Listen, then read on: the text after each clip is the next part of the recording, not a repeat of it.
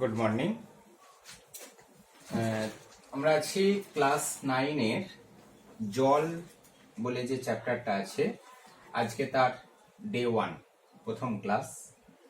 তা আমরা প্রথমেই যে তোমরা বইটায় দেখবে যে ফার্স্ট কোশ্চেন এখান থেকে আমি বলতে পারি যে জল আমরা পড়বো কেন।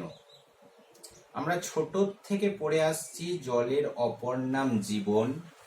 জল আমাদের সারা দিন সকাল থেকে রাত্রি পর্যন্ত সব সময় প্রয়োজন। জল খেয়ে আমরা বেঁচে আছি, উদ্ভিদরা জল শোষণ করে খাদ্য তৈরি করছে, যে কোনো বাসন ধোয়া, কাপড় কাচা, স্নান করার জন্য আমাদের জল বিশেষ প্রয়োজন। বাড়ি তৈরি করা হচ্ছে, সেখানে জল প্রয়োজন।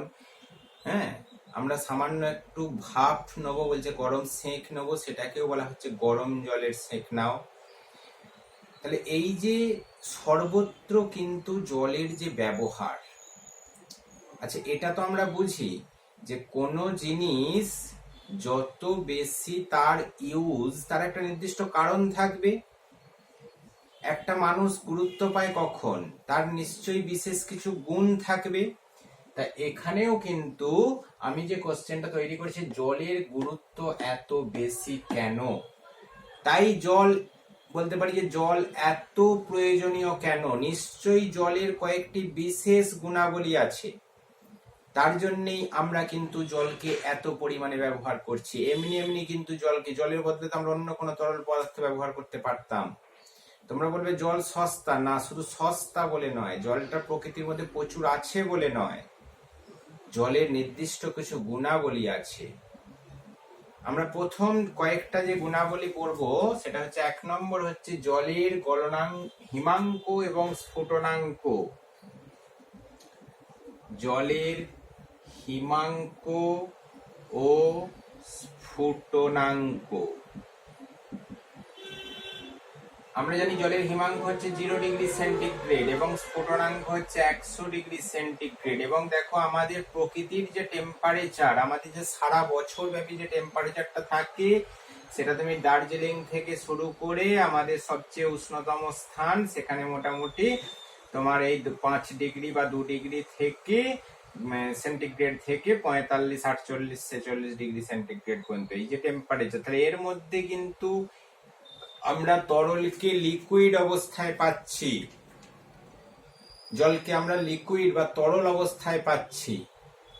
যদি আমাদের জলের হিমাঙ্কটা মনে করো 20 ডিগ্রি সেন্টিগ্রেড হতো বা 30 ডিগ্রি সেন্টিগ্রেড হতো, তাহলে শীতকালে কিন্তু জলকে আমরা বরফ অবস্থায় দেখতে পেতাম। আচ্ছা, জলের স্ফুটনাঙ্কটা যদি মনে করো 10 ডিগ্রি কি 20 ডিগ্রি হতো 100 ডিগ্রির জায়গায়, তাহলে সারা বছর জল কিন্তু সব বাষ্প হয়ে বাতাসে চলে যেত।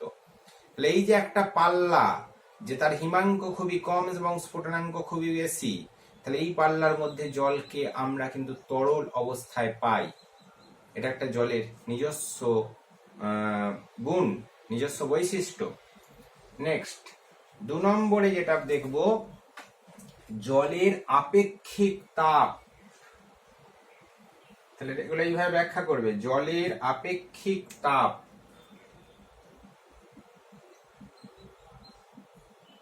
আপেক্ষিক তাপ তোমরা জানো,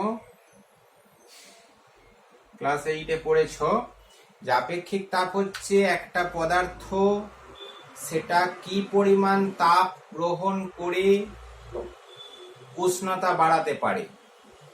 যত বেশি তাপ গ্রহণ করবে তত হচ্ছে তার আপেক্ষিক তাপ বেশি। মানে যে পদার্থের আপেক্ষিক তাপ যত বেশি, সে তত বেশি তাপ গ্রহণ করতে পারে, আবার তত বেশি তাপ সে বর্জনও করতে পারে। তাহলে জলের কিন্তু এই বিশেষ গুণটা আছে, জলের আপেক্ষিক তাপের মান হচ্ছে 1 সিজিএস পদ্ধতিতে। আপেক্ষিক তাপের মান 1 ক্যালোরি পার গ্রাম ইনভার্স ডিগ্রি সি ইনভার্স। তাহলে এই যে জলের আপেক্ষিক তাপের মানটা এত বেশি, তার থেকে সবার কিন্তু দশমিক দিয়ে ফ্র্যাকশনাল। হ্যাঁ, লোহা, তামা, অন্যান্য তরল পদার্থ, তাদের আপেক্ষিক তাপ কিন্তু জলের থেকে অনেক কম।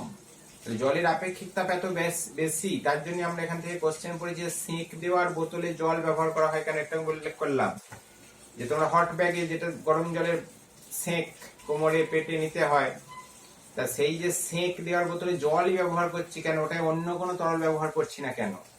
না, জলের বিশেষ গুণ সেটা হচ্ছে জলের আপেক্ষিক তাপটা বেশি। অনেকক্ষণ ধরে জলটা কিন্তু তোমার ঠান্ডা হতে টাইম লাগবে, অন্য তরল কিন্তু তার থেকে তাড়াতাড়ি ঠান্ডা হয়ে যাবে কম তাপ বর্জন করে, কিন্তু অনেক বেশি তাপ বর্জন করবে, তবে জলটা ঠান্ডা হবে।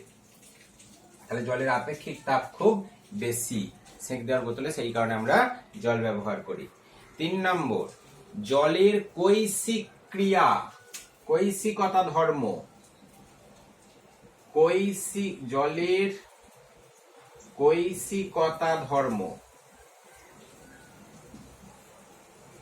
কৈশিকতার ধর্মটা হচ্ছে যে এটা একটা বিশেষ ধর্ম কিছু তরলের মধ্যে আছে। যদি খুব সরু আমি একটা কাঁচ নল নিই এবং সেটাকে যদি জলের মধ্যে ডোবাই, জলটা কিন্তু এই অভিকর্ষের বিপরীত দিকে কাঁচ নলের মধ্যে অটোমেটিক ওপরের দিকে উঠে যাবে। কৈশিক নল, ক্যাপিলারি টিউব, মানে খুব সরু, সেখানে কিন্তু জল তরল পদার্থ অটোমেটিক সেই সরু নল ধরে ওপর দিয়ে উঠে যাবে। এই কারণেই কিন্তু গাছের শিকড়, গাছের মূলরম জলটা শোষণ করলো, জলটা কিন্তু অটোমেটিক ওই সরু মূলরমের ভেতর দিয়ে সে কিন্তু নিজের থেকেই অভিকর্ষের বিপরীত দিকে ওপরের দিকে উঠতে চায়। তোমরা খেয়াল করে দেখবে যে পুরাতন মাটির দেওয়াল বৃষ্টিতে অতটা জলের ঝাপটা পায়নি, তবু কিন্তু অনেকটা উঁচু পর্যন্ত দেওয়ালটা ভিজে গেছে। আমাদের ঘরেও দেখবে বর্ষাকালে ঘরের মেঝে টেঝে স্যাঁত স্যাঁত করে, কারণ কি মাটি থেকে জল কিন্তু এই স্যাঁত স্যাঁত সূক্ষ্ম সরু মাটির মধ্যে ছিদ্র বেয়ে ওপরের দিকে উঠে চলে আসে। তোমরা একটা গামছাকে কিছুটা ভিজিয়ে জলের মধ্যে ডুবিয়ে দেখবে বাকি গামছাটাও কিন্তু অর্ধেকটা কিন্তু সেটা কিন্তু জল ওপর দিয়ে উঠে যাচ্ছে আস্তে আস্তে। তাহলে এটা হচ্ছে তোমার কৈশিকতা ধর্ম, জলের এটা একটা বিশেষ ধর্ম। আজকে কৈশিকতা ধর্ম না থাকলে উদ্ভিদ জল শোষণ করতে পারতো না, বুঝতে পেরেছ? নেক্সট 4 নম্বরে হচ্ছে জলের দ্রাবক ধর্ম। এবং দ্রাবক এটাকে বলা হয় সর্বজনীন দ্রাবক বা বহুমুখী দ্রাবক। কেন না, জলের মধ্যে এমন বেশিরভাগ পদার্থ, পৃথিবীর বহু রকমের পদার্থ জলের মধ্যে দ্রবীভূত হয়। অ্যাসিড দ্রবীভূত হয়, ক্ষার দ্রবীভূত হয়, লবণ দ্রবীভূত হয়, বিভিন্ন জৈব যৌগ দ্রবীভূত হয়, অজৈব যৌগ দ্রবীভূত হয়, বিভিন্ন রকমের পদার্থ, বিভিন্ন গ্যাসিয়াস কঠিন তরল পদার্থ দ্রবীভূত হয়। তাহলে এই যে বিভিন্ন রকমের তরল পদার্থ জলের মধ্যে দ্রবীভূত হয়, তাহলে একটা জলের বিশেষ গুণ আছে। জল হচ্ছে সমযোজী আবার পোলার দ্রাবক বলেই জলের ডাইইলেকট্রিক কনস্ট্যান্ট, পরাবৈদ্যুতিক ধ্রুবকের মানটা কিন্তু খুব বেশি। তার জন্যই কিন্তু জলের মধ্যে এই সমস্ত পদার্থগুলো দ্রবীভূত হতে পারে, এত রকমের পদার্থ। বোঝা গেছে? এটাই ছিল আমাদের জল নিয়ে আমরা পড়াশোনা করছি কেন, বা জলকে আমরা এত পরিমাণ ব্যবহার করি কেন, তার বিশেষ গুণগুলো আমরা বললাম। নেক্সট, এরপরে আমরা যে এই যে জলকে যে পানীয় হিসাবে ব্যবহার করি, সেটা মূলত আমরা ভূগর্ভস্থ জল বা কোনো কোনো জায়গায় নদীর জলকে কিছু প্রক্রিয়াকরণের মাধ্যমে বা ফিল্টার করে, আমাদের বাড়িতে শহরাঞ্চলে এটা হয়, সাপ্লাই করা হয়। আগেকার দিনে মানুষ পুকুরের জল ব্যবহার করত, কিন্তু বর্তমানে আমরা বেশিরভাগ ক্ষেত্রে ভূগর্ভস্থ জল অর্থাৎ নলকূপের জল ব্যবহার করি। এখন সেই জল তো অ্যাকচুয়ালি ভালো করে বোঝো যে জলের রং কি। জল হচ্ছে বর্ণহীন, জল বর্ণহীন, আমরা জানি জল গন্ধহীন, জল স্বাদহীন, কোনো স্বাদও নেই। অ্যাকচুয়ালি জল মানে তো শুধু H2O, H2O, H2O, H2O। তাহলে তাদের মধ্যে এগুলো কিন্তু বর্ণও থাকবে না, গন্ধও থাকবে না, স্বাদও থাকবে না। কিন্তু আমরা দেখেছি যে দেখবে বিভিন্ন জায়গার জল পান করে সেখানে জলের কিন্তু বিভিন্ন জায়গায় বিভিন্ন টেস্ট। কেউ স্কুলের কলের জলটা দেখবে কারোর ভালো লাগে, কেউ বলে না এই জলটা কষা, কারোর বাড়ির জল কি পাশের বাড়ির জল, মামা বাড়ির জল, বিভিন্ন স্থানে জল খেয়ে খেয়ে আমরা দেখেছি। কারোর কোথাও জলটা দেখবে ভালো করে যদি লক্ষ্য করে থাকে, এরপরে লক্ষ্য করবে যে সেখানে কিন্তু জলটা দেখবে বিভিন্ন রকমের স্বাদ, হ্যাঁ, বা স্বচ্ছতা মানে বর্ণ এবং গন্ধও থাকতে পারে কোনো কোনো জলেতে। তাহলে এই যে এইগুলো থাকে কেন অ্যাকচুয়ালি তো বর্ণহীন গন্ধহীন স্বাদহীন হওয়ার কথা। এগুলো থাকে কেন না, জলের সঙ্গে কিন্তু কিছু পদার্থ, অন্যান্য পদার্থ কিন্তু মিশে আছে। জলের মধ্যে অন্যান্য পদার্থ কিন্তু মিশে থাকে, তার জন্যই কিন্তু জলটা আমার কিছু বর্ণ গন্ধ থাকে। এখন মূলত কোন পদার্থ মিশে থাকে আর মিশে আছে বলে তাদের সমস্যাটা কি বা আমাদের কোনো ক্ষতি হয় কিনা, নিশ্চয়ই বলছে যে কোনো পদার্থ জলের মধ্যে যে মেনলি ভূগর্ভস্থ জলে, মেনলি ভূগর্ভস্থ মাটির নিচের জলের মধ্যে থাকে তোমার বিভিন্ন খনিজ লবণ। এখন এই খনিজ লবণগুলো বেশিরভাগ ক্ষেত্রে আমাদের কিন্তু উপকারী, কিন্তু উপকার কখন না, যদি সেটা নির্দিষ্ট মাত্রায় থাকে। যদি মাত্রার থেকে পরিবর্তিত হয়ে যায় তাহলে কিন্তু সেটা আমাদের আর কিন্তু ক্ষতি করবে। যদি মাত্রার থেকে খুব বেশি পরিমাণে থাকে, কম থাকলে ক্ষতি নেই। আবার খুব কম থাকাটাও খারাপ, কারণ কিছু কিছু আয়ন লবণ আমরা কিন্তু যেগুলো পরিবেশে খাদ্যের মাধ্যমে গ্রহণ করে না, সেগুলো কিন্তু জলের মাধ্যমে আমাদের শরীর কিন্তু প্রয়োজনীয়তা মিটিয়ে নেয়।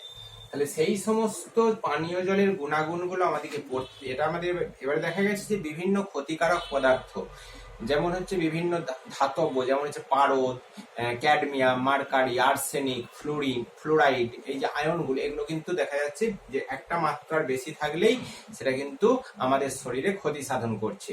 তাহলে সেই মাত্রাগুলো জানতে হবে। জলটার পিএইচ আমরা অ্যাসিড ক্ষার লবণ চ্যাপ্টারে পড়েছি, মানে তার অ্যাসিডিটি বা অম্লতা যদি পিএইচ খুব কম থাকে মানে সেটা আম্লিক জল হবে, সেটা আমাদের শরীরের মধ্যে অ্যাসিডিটি সৃষ্টি করবে। এছাড়া হচ্ছে যে জলের ক্ষারকীয়তা, মানে ক্ষরতার ব্যাপারটা ঠিক অ্যাসিডিটি উল্টো জিনিসটা, কিছুটা ক্ষর লবণ, অ্যাকচুয়ালি লবণ, এই লবণগুলো থাকলে সেগুলো আমাদের খুব বেশি পরিমাণ শরীরে গেলে কিন্তু ক্ষতি সাধন করবে।